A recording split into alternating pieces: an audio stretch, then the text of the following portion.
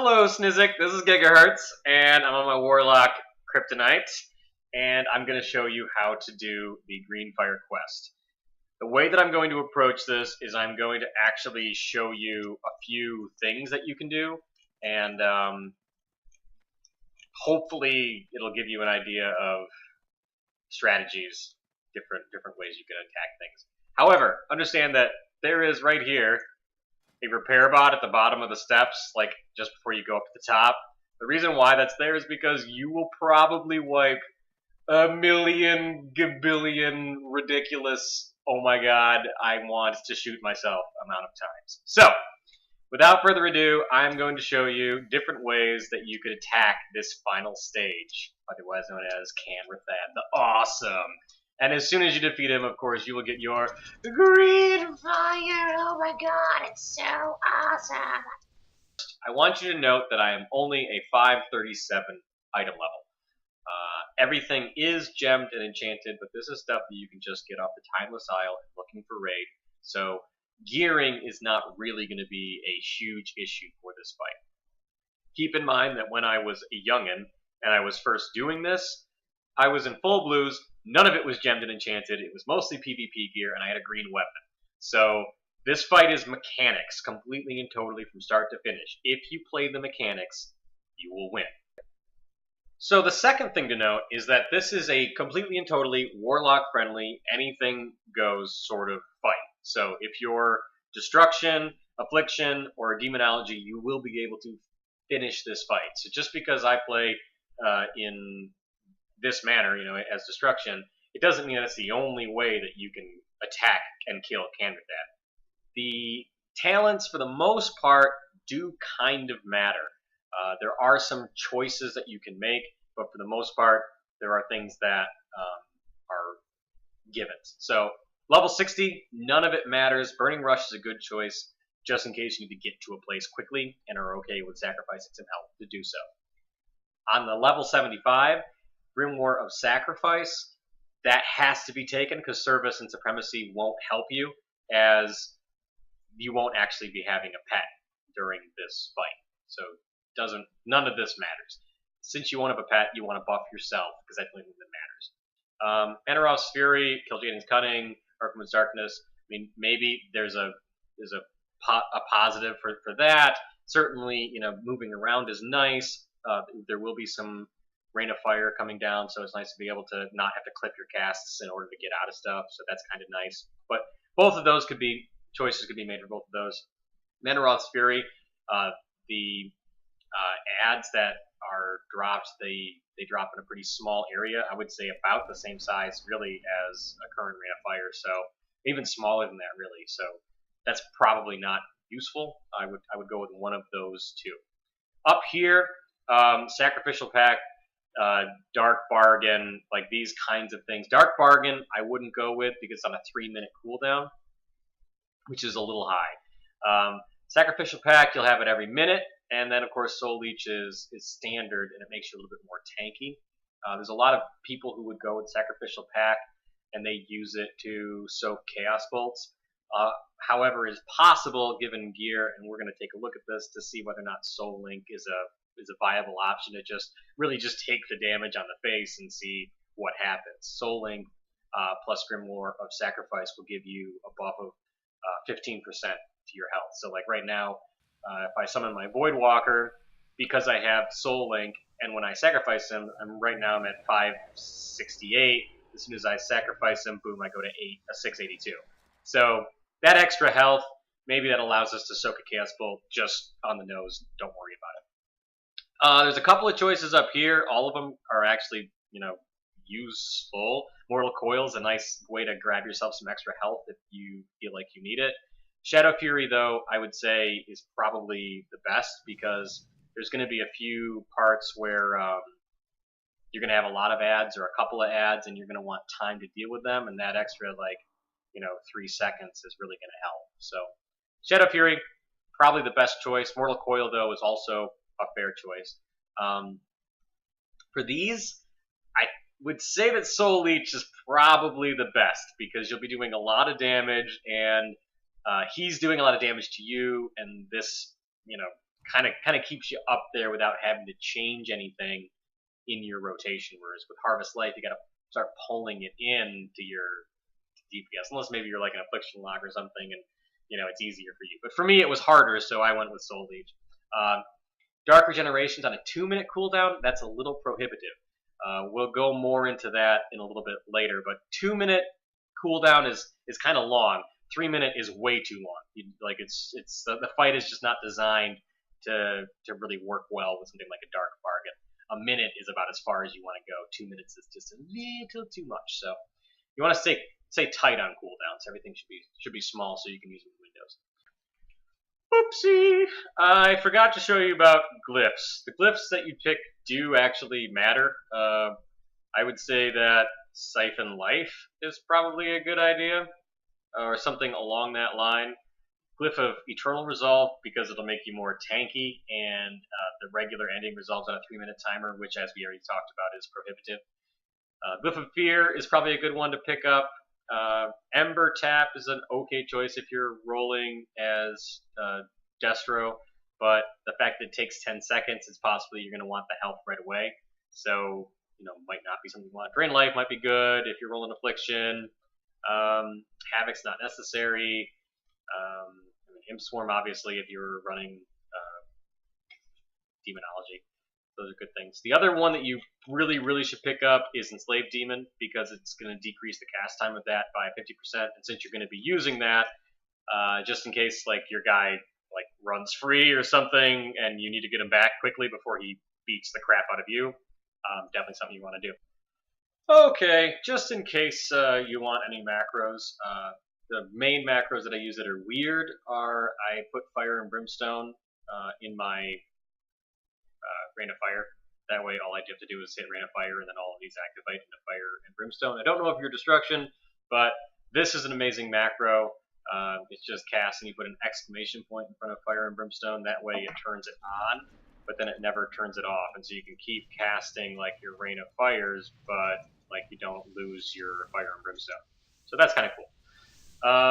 And then if you want to turn it off, all you do is you start a Chaos Bolt attack, and it just cancels Aura, Fire, and Brimstone. So as soon as I hit my Chaos Bolt, Fire, and Brimstone, she disappears. So the idea is when I hit my Chaos Bolt, I'm probably trying to go single target, and when I hit my AoE, I'm trying to do AoE damage. So that's how that works. I always link my Dark Soul into my Incinerate, because I'm hitting it all the time, which means that the Dark Soul has constant uptime. And since you're in a fight where grouping other people's raid, boosters, where it doesn't matter, it's really nice to just, increase your damage constantly. Alright, that's just a shift modifier, just to make Curse of Elements and just make things take up less space. That doesn't really matter. The things that do matter, though, is you're going to need a pet move to macro to move the Pit Lord, and that will come into play later when I show you the actual mechanics, which are coming up next. But yeah, you're going to need that pet move to macro. You're going to need a cast target equals focus and then charge, because you're going to have Kanrethad as your focus target. That way, if you're doing something else, you can always charge Kanrethad with your Pit Lord's charge. This is a great macro to have. And then we've got cast at target being the player. So you want to get hit with the Felt Flame Breath. It deals you some minimal damage. The big thing it's going to do is it's going to constantly take away the dots that Kanrethad is putting on you. So the little bit of damage you take is minimal to the amount of damage you take over time. And then there's cast Demonic Siphon, which you can put all by itself, which is where you're actually taking 200,000 of the Pit Lord's health and giving it to yourself. I just put it into my Ember Tap Health Stone macro. So the thing that I normally hit to heal myself, which is my V key, bam, it just heals me. So that's what to do. So you're going to want to make sure you got a Demonic Siphon, a charge, and a Felt Flame Breath macro, as well as a pet move to macro. And that, actually, out of all of them, is probably the most important, and I'll show that in a little bit. So let's go on to mechanics. Alright, Snizik, I hope you're having as much fun as I am. Okay, so here is what we have all been waiting for. This is the actual fight with Kanrethad. And the way that this works is it's a 3-phase fight. Each phase is 1 minute long, and the phases are an Imps phase, which is a bunch of small ads that hit fairly hard, but they go down pretty easy.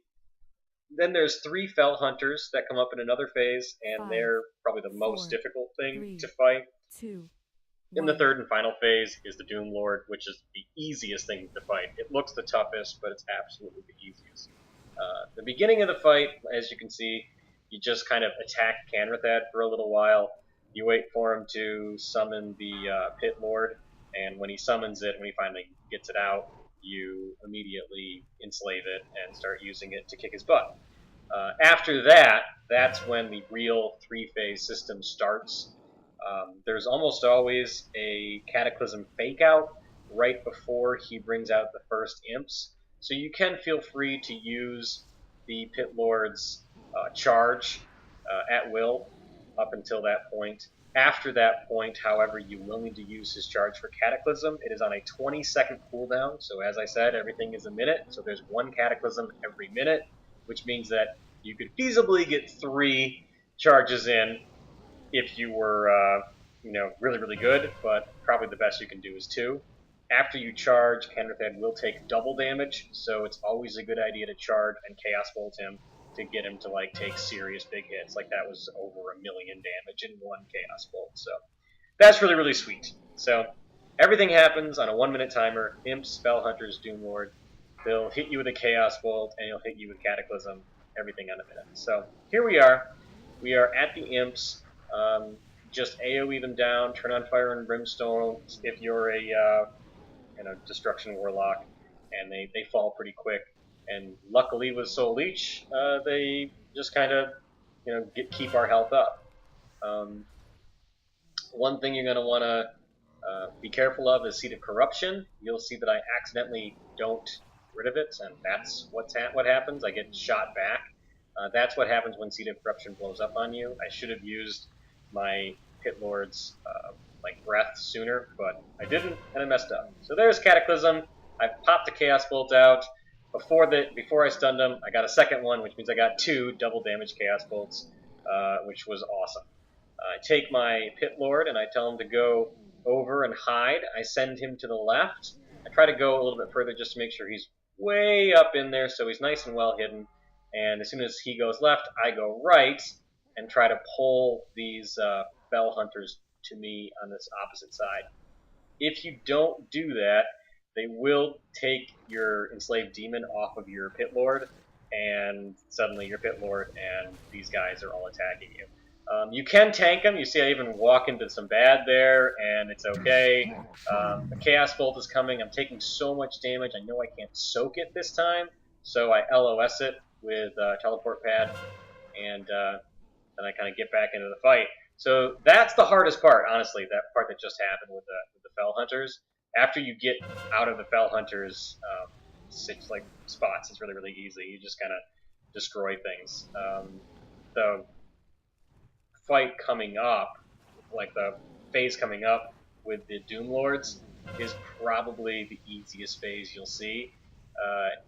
He just summons this Doom Lord. You tell the Pit Lord to attack the Doom Lord, which gets aggro, and then you just kind of go back to beating up Kanrethad. It's the quickest, easiest part. You just go, okay, all right, just kind of macroing a little bit, microing, okay, here's how you use your pet well, and then as soon as you do that, you just go back to Kanrethad and call it a day. So that is how you fight him. You notice he's Chaos Bolting me. I heal myself up. I take it on the face, and you can soak them just on your face if you have good enough gear, and then you just kind of heal back up, and do your stun and stuff. Get your Chaos Bolt damage in. It's fun. That's it. Okay, so here's what happens. This would happen in an earlier fight. I put my Pit Lord to the left, and I started backing up further left, and so the Fell Hunters actually take my Pit Lord's Enslaved Demon off, which they can apparently do at range. I didn't know they could do that, but they can. So now I'm fighting the Pit Lord and 3 Fell Hunters, and Kanrethad's still beating me up, and you can see it does not go well for me, because I'm a noob. So don't do this, because it's what noobs do, and you don't want to be like me. Don't be a noob. Don't die. Yeah.